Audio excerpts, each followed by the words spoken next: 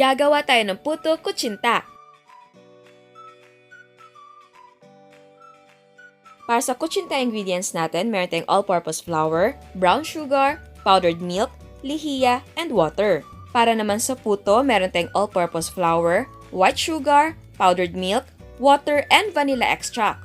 Para naman sa toppings, meron tayong grated cheese or grated coconut. Kung gusto nyo na may flavor ang kutsinta, pwede maglagay ng food flavor, gaya ng buko pandan or ube. Ang unang gagawin natin, mag-lightly grease tayo ng ating mga molders. Ang size ng ating mga molde ay 2 ounce.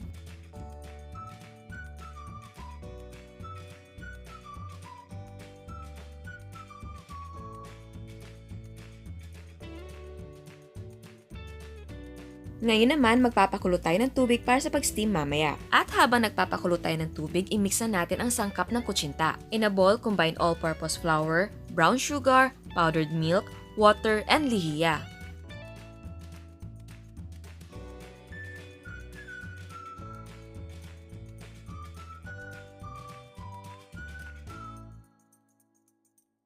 At haluin ng mabuti. Tapos, i-strain natin ang mixture para matanggal ang buo-buo.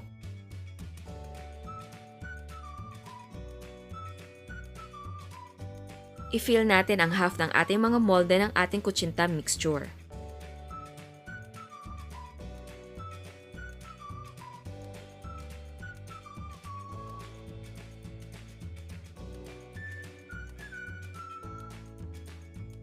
And then, steam natin over medium-low heat for 5 minutes. At huwag kalimutan na i-wrap ang lid ng clean cloth para hindi matuluan ng tubig ang ating mga kutsinta. After 5 minutes, do the toothpick check at kapag firm na, luto na ang ating kutsinta. Tapos, i-remove natin from steamer at palamigin bago natin lagyan ng puto mixture. Para sa puto, combine all-purpose flour, sugar, powdered milk, baking powder, water, and vanilla extract. And then mix well. I-strain natin ang mixture.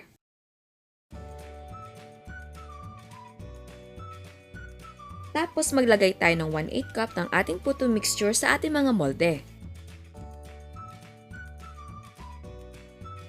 And then steam for another 8 to 10 minutes over low heat.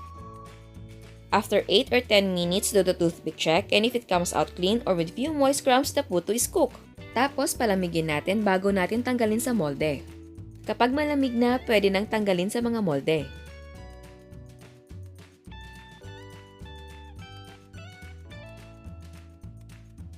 Lagyan natin ng toppings. Again, pwedeng grated cheese or grated coconut.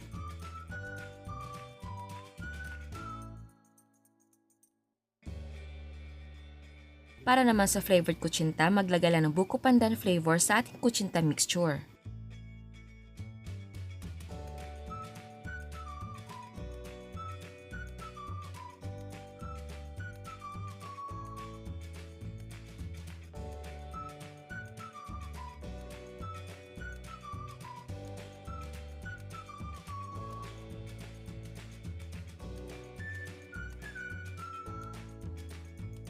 At pwedeng ube flavor.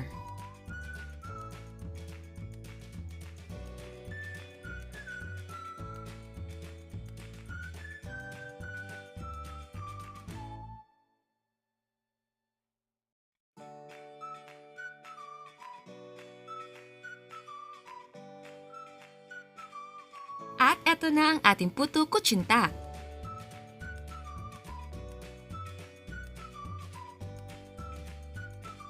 At bago tayo mag-taste test na hindi pa nakasubscribe, please subscribe sa ating YouTube channel and please click the notification bell para ma-notify ka sa mga bagong uploads. So ayan, titikman natin. Galing sa ref yung ating puto kutsinta.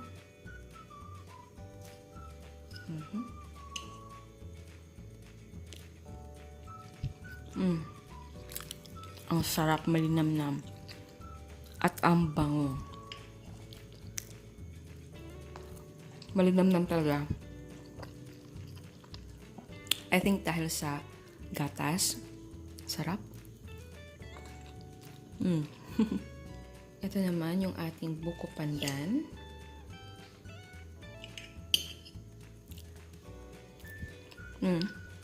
Same. Malinamnam. At ang sarap ng cheese, ha.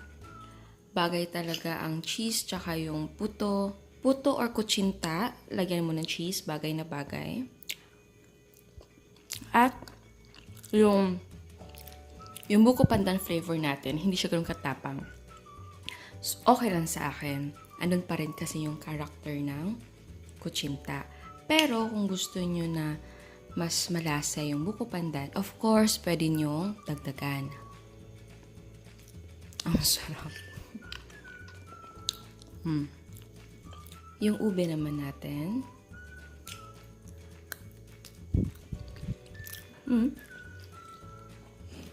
Andun yung lasa ng ube. And again, hindi siya ganun katapang. Which is I like.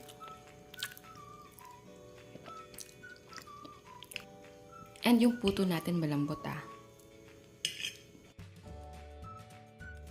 And oo nga pala, usually kapag gumagamit kayo ng food color, kapag nasobra ng luto, nag-iiba ang kulay. Gaya nito, ito yung ube natin. Konti na lang green na. Para hindi siya masobran, mas maganda siguro kung gusto niyo talaga na may kulay or flavor yung kutsinta, mas maganda na una mong iluluto ang puto, tapos tsaka na yung kutsinta natin. Kasi yun nga, kapag nasobra ng luto yung kutsinta na may flavor or yung kutsinta na may kulay, nag-iiba ang kulay. Nagiging, kaya nito, ube, nagiging green. Tapos yung buko pandan natin, naging yellow. But yes, kung ayaw nyo na may flavor, pwedeng-pwede na plain lang. Pero syempre, masarap pa rin yung ating puto kutsinta kahit ganyan yung kulay. But yes, of course, ang appearance ay napaka-importante. So, diskarte na lang. So, ayan. Ciao! Eto naman ang mga prices ng ating mga sangkap. Ang nagawa natin ay 39 pieces. Ang cost per yield ng original ay 1 peso and 47 cents. Ang flavored naman ay 1 peso and 52 cents. Pwede mo ibenta ng 3 pesos per piece. Again, ang selling price ay magdidepende kung magkano ang presyo ng sangkap sa inyo. So ayan, sana nagustuhan yung recipe natin ngayon at meron tayong another dose of inspiration. Eto ang puto cheese ni Miss Ai. Eto naman ang kanyang yema cake at ube yema cake. Meron din siyang 2-in-1 cake. Meron siyang dream cake inspired. Pizza roll. And ground floats.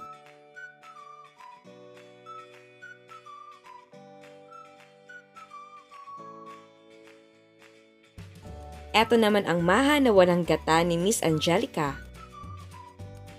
Yema cake. At ube halaya.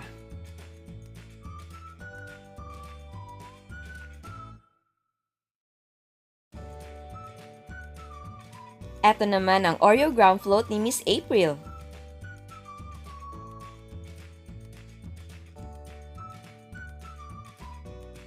Ube cake by Miss Christy.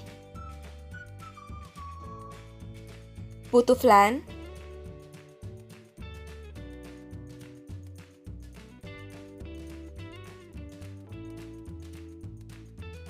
Kutsinta. At ground floats.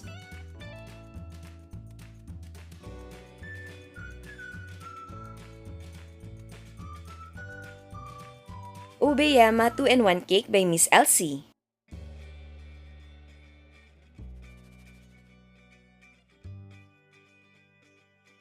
Eto naman ang mga ground floats ni Miss Gay.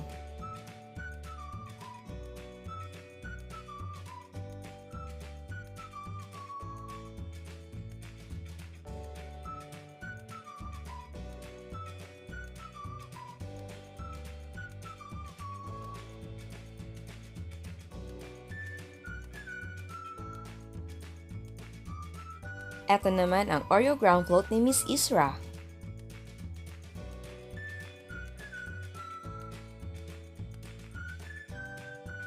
Puto cheese by Miss Genevieve.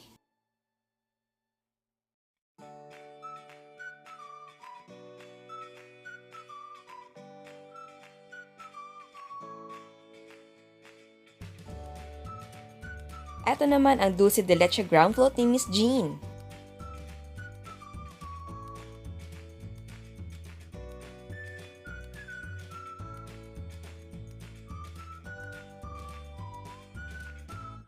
Eto naman ang gawa niyang dulce de leche.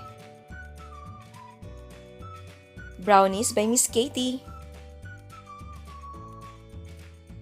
At meron siyang mga cakes. Again, salamat sa lahat na nagpapadala ng mga photos. And salamat sa suporta. Ngayon, baka twice a week na ako makaka-upload ng ating mga videos. Sana. Pero sa hindi pa nakasubscribe, please subscribe sa ating YouTube channel. And please click notification bell para ma-notify ka sa mga bagong uploads. And please don't forget to like our Facebook page and follow us on Instagram. Thank you!